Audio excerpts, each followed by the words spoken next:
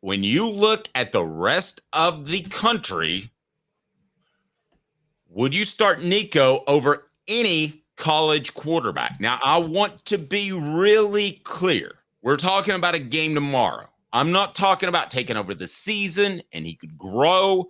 I'm not talking about just the fact that it's Kent State and maybe he'll be better down the line. None of that. I'm not talking about his next 2 years. None of that.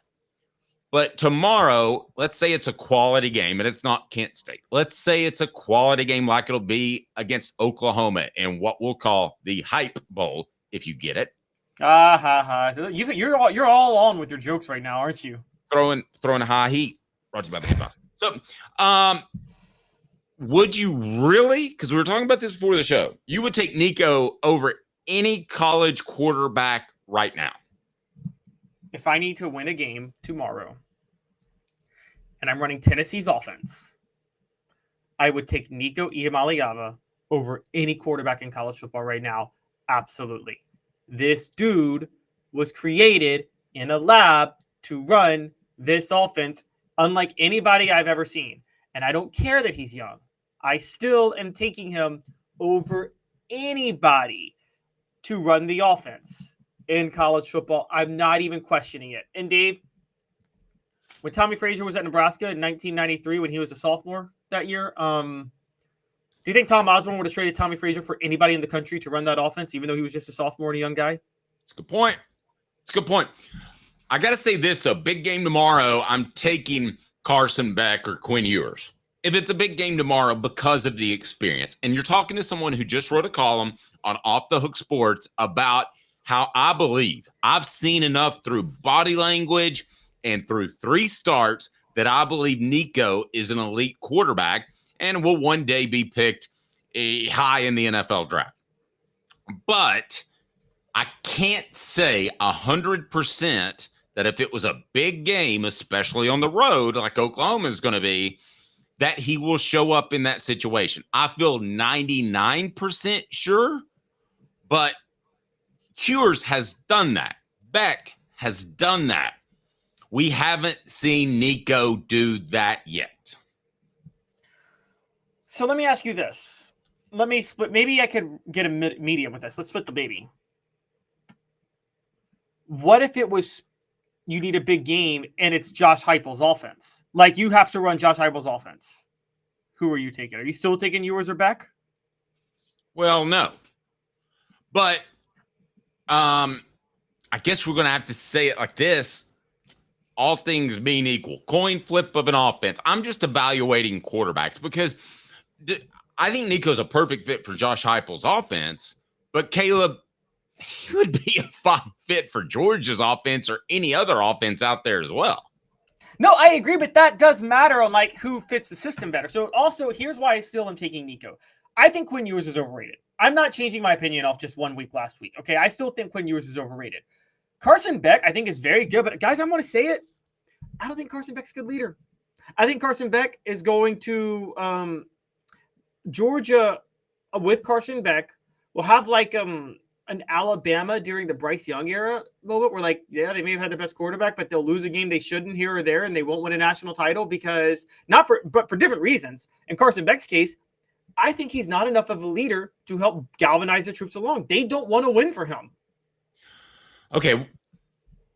That's an assumption. That's hypothetical. I don't think, and I tend to agree with it. I don't think you put out pictures of your Lamborghini and that sort of thing. And I think Stetson Bennett was an incredible leader. So by comparison, I'll give you that. And I do know firsthand that Tennessee's players love to see Nico have success. Now, let me throw Quinn Ewers at you because Quinn Ewers didn't flinch when a guy named Manning was brought into the program. He seems like a guy with good leadership ability, but I think you would agree not the same physical tools as Nico. Yeah, Quinn Ewers actually, I think, is a good leader, but I think I just think that I don't think he's that great. Now, I think this about Quinn Ewers, not the same. He's better than the guy I'm about to name, but it's a Joe Milton effect, where last year, Joe Milton, whatever else you want to say about him, he was clearly a good leader. His players wanted, his team wanted to win for him. Did they not? Last year's team, whatever flaws Joe Milton had, they wanted to go out and win for Joe Milton, didn't they? throughout Yeah, the I year? think they got fooled. I don't think they were particularly pleased with the fact that he was preparing for the NFL before the bowl game. But the part of that was Josh Heupel's orchestration. But yes, I do think he was likable. I don't think they believed in him, but they liked him. Right. Whereas I think with Quinn Ewers, I think there's a lot of that. I think there's a lot of that with Nico. I think they really do like Nico. I don't see that with it. And that's where I think Quinn Ewers could. That's where Texas could step up a little bit more in certain spots than they otherwise would. He wasn't necessarily the leader of the team, but I've always said one of the reasons I felt like Tennessee stepped up for T. Martin in 1998. I think a lot of people respected him for staying at Tennessee. Now, it was at the time the transfer portal was different; it was a little bit trickier. But you wrote a book about it, Dave, and it seems like the players had a lot of respect for T. Martin for hanging around another year. I mean, this dude was a blue chip recruit, and he willingly said 2 years. I agree. And there's something to be said for that. Our poll question is set up, and we're going to expand this outside the SEC of quarterbacks that you might or might not take over Nico Iamaleava. We will do that after we remind you we're represented by Banks & Jones. Well, it's because they're Tennessee's trial attorney. You can play to win with Banks & Jones because they'll go to trial. You've heard of other lawyers. They say they'll go to trial and fight for you. They won't. They just want to settle. That's the easiest way out. Well, that's not Banks & Jones, led by T. Scott Jones. They won't settle. They'll go to trial for you. Tennessee's trial attorney. They play to win. Truly, Tennessee's trial attorney when it comes to criminal defense or personal injury. Why settle? Banks & Jones, T. Scott Jones, banksandjones.com. You know, we didn't even mention Jackson Dart. I've watched a lot of tape of Jackson Dart. I think he's a really accurate quarterback. As a matter of fact, I think the best two pure throwers might be Nico and Jackson Dart. But he is one of the names that could compete, but I think they're kind of similar. And Nico's actually more mobile. So I would take Nico, and they don't have a vast difference in the amount of experience. Other quarterbacks in the in the nation that are at least debatable, Caleb, as our poll question is up, and it's pretty simple. Would you really take Nico over any quarterback in the blank for one big game tomorrow? This is the first time it's been completely split three ways. SEC, Nation, just nope, not yet. Just don't go there, Dave.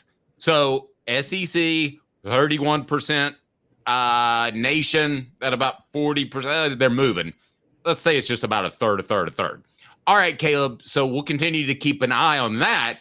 But who else deserves to be in the conversation with the redshirt freshman Nico Iamaleava? Well, we got to throw out and we got to give some love to Cam Ward's the obvious one. I mean, Cam Ward It sounds like you're giving out pity votes right now. No. Well, I'm about to, but Cam Ward, I forgot. Cam Ward's the obvious one. Cam Ward balled out. You could say Florida's horrible, but we're going to talk about debatable how good NC State is too later in the show. So Cam Ward is definitely in there because of how he's looked. But then there's also, Kyle McCord, that old Ohio State quarterback that we all just forgot about, is now at Syracuse running an offense that's a better fit for him. And he might look like an NFL prospect. And then thirdly, and I'm going to still say it, and you guys can call me crazy. I really don't care. I've seen enough. He does have no help. I'm going to throw in Shedeur Sanders. He may not be – now his leadership is a different question, but it doesn't help that he's playing. Okay, but he's in the conversation. But he's in the conversation. I wouldn't take him. But, again, part of Shedeur's leadership in his defense is because he's playing for his dad. If he played for a different coach, I don't think he would be as poor of a leader as he is. Is that fair to say? That's probably true. It probably is going to end up blowing up in their face, to be quite honest with you.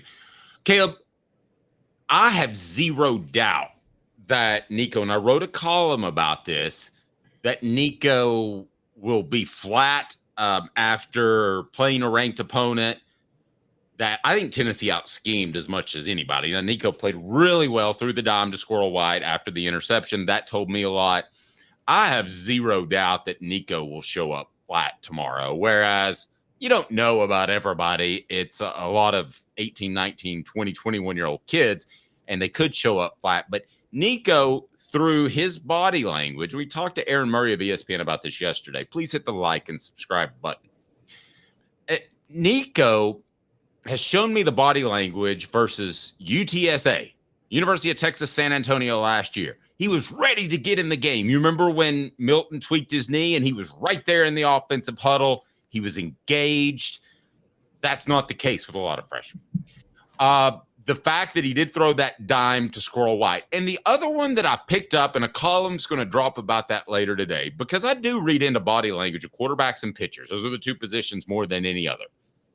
And you remember when he dabbed that guy up, the North Carolina State guy that was on the ground and ailing, and Nico went back to pick up his towel and dabbed the North Carolina State game up.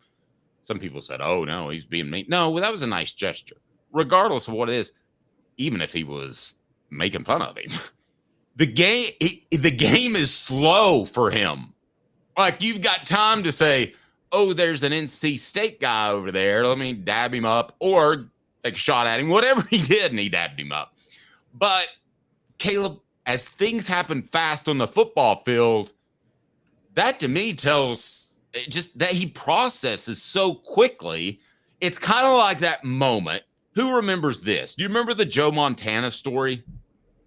All right, no, I don't. I need to know Super this Bowl one. story. Okay, so they go out there in the Super Bowl in which they win on the last second drive. All the other ones, and people can help me on the message board, but they go out there and they need an 80-yard drive to win the Super Bowl, Caleb. All the other 49er Super Bowls were blowouts. But in this one, I think it was against the Bengals. This was the Bengals. I know the one you're talking about, the Bengals. Okay. So he comes to the huddle needing this 82-yard drive, if my memory is correct. And do you know what he says in the huddle? What does he say? I'm ready to hear. He says, look, there's John Candy sitting in the stands. The former actor. That relaxed? It was just no big deal. That to me is the best comparison I can come up with to the way Nico processes. Is that a reach? No. What you're saying makes total sense. Like it does. The thing that sometimes I think when players do that though, there's a little bit of trolling going on. Is that fair to say? When they're like, "Oh, here, let me help you up. Let me go dab you real quick." That's almost like Did like you? Okay. Well, let me ask you specifically, because I thought that was a kind gesture. I actually think, okay, coming from Nico, it probably is a kind gesture. I will never forget when so just a big throwback when it's 03 when Tennessee played Miami and pulled the upset. One of the plays was Casey Clausen. Vince Wilfork had a clear sack on him and accidentally grabbed his face mask and pulled him down by that. And and he was so mad at himself. And Clausen gets the first down, and Clausen walks over to help Vince Wilfork up. Even though Vince Wilfork yanked Clausen down by the face mask, and to me, I really got the vibe of Clausen was like, "Ha ha, you yanked my face mask by accident and got a penalty. Let me help you up here, buddy." But that Clausen seemed like the type that might do that. I don't know if Nico is the type that would do that. So I actually think it may have been a kind gesture, to be fair. But I'm saying for some quarterbacks, it can be, and for some players, it can be a little bit. Let me dig at you just a little bit, like you ever been in a game, Dave, like in a as a kid, were you ever in a sports game where your team lost like badly, just got blown out, and then at the end they're all shaking your hands, good game. You're like, I don't know what the heck you're talking about, good game. I didn't play good. Now, Mike, I see on the message board, you said everything was moving so slowly for Nico Saturday that he threw 2 interceptions. Nobody said he's perfect. Nobody's perfect. That was an errant ball in the first interception. I'll still say that he should have taken the sack and eaten it. But nevertheless, I think we would put that on Tennessee's offensive line, the lack of protection in that particular situation.